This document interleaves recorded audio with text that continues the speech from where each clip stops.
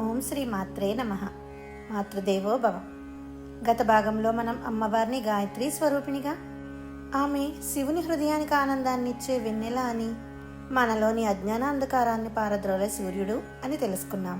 ఈరోజు మనం 91 నుండి 95 వరకు గల శ్లోకాల ద్వారా అమ్మవారు మన దేహంలోని పంచకోశాలలో ఎలా కొలువై ఉంటారో, ఆమె మనోహరమైన దివ్యమంగళ రూపం మరియు విఘ్నేశ్వర సుబ్రహ్మణ్య స్వామికి తల్లిగా ఆమెకు గల మాతృత్వాన్ని తెలుసుకుందాం.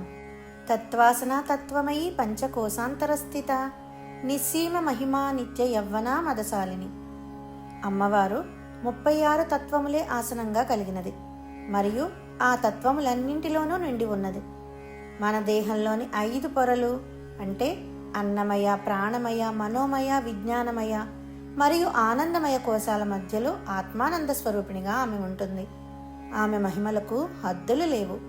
ఆమె ఎప్పుడూ తరగని సౌందర్యంతో ఉండే నిత్య యవ్వనవతి అంటే అమ్మవారు మనలోని శక్తి. పంచకోశాంతర స్థిత అంటే మన శరీరం కేవలం రక్తం, మాంసంతోనే లేదు. దీని లోపల ప్రాణం, మనసు, జ్ఞానం, ఆనందం అనే 5 పొరలు ఉన్నాయి అని అర్థం. ఈ 5 పొరల మధ్యలో అసలైన శక్తిగా అమ్మవారు ఉంటారు. ఆమెకు నిత్య యవ్వన అని పేరు. అంటే కాలం గడుస్తున్నా సరే ఆవిడ శక్తి కానీ సౌందర్యం కానీ ఎప్పటికీ తగ్గవు, ఎప్పుడూ నిత్య నూతనంగానే ఉంటుంది అని ఈ శ్లోకం యొక్క నిగూఢ అర్థం. మదఘూర్ణిత రక్తాక్షి మద పాటల గండభూహు చందనద్రవ దిగ్ధాంగి చాంపేయ కుసుమప్రియ. అమ్మవారి కళ్ళు ఆత్మానందంతో కొంచెం ఎర్రబడి సుందరంగా కదులుతూ ఉంటాయి. ఆమె బుగ్గలు లేత గులాబీ రంగులో మెరిసిపోతూ ఉంటాయి. ఆమె శరీరం చందన చర్చితమై సుగంధాన్ని వెదజల్లుతుంది. అమ్మవారికి సంపెంగ పువ్వులు అంటే అమితమైన ఇష్టమట. కుశల కోమలాకార కురుకుల్లా కులేశ్వరి కులకుండలయ కౌలమార్గ తత్పర సేవిత అంటే అమ్మవారు సమస్త కార్యాలలో నేర్పరి. ఆమె రూపం అత్యంత సుకుమారమైనది. ఆమె కురుకుల్లా అనే విశిష్ట దేవతా రూపంలో విరాజిల్లుతూ ఉంటారు. మన శరీరంలోని మూలాధార చక్రంలో ఆమె కొలువై ఉంటారు.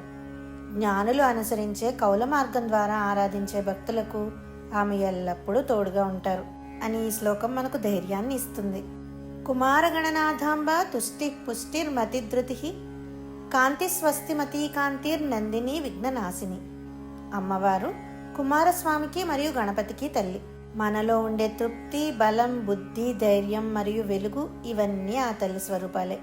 ఆమె మనకు మేలు చేసే స్వస్తిమతి, భక్తులకు ఆనందాన్ని ఇచ్చే నందినిగాను, మన జీవితంలోని విఘ్నాలను తొలగించే విఘ్ననాశినిగాను ఆమె మనల్ని రక్షిస్తూ ఉంటారు.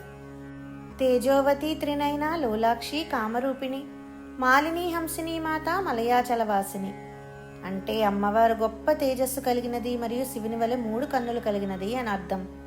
ఆమె కళ్ళు చంచలమై దయను కురిపిస్తూ ఉంటాయట. ఆమె కోరిన రూపం ధరించగల కామరూపిణి. అక్షరమాలలే మాలగా ధరించిన మాలిని.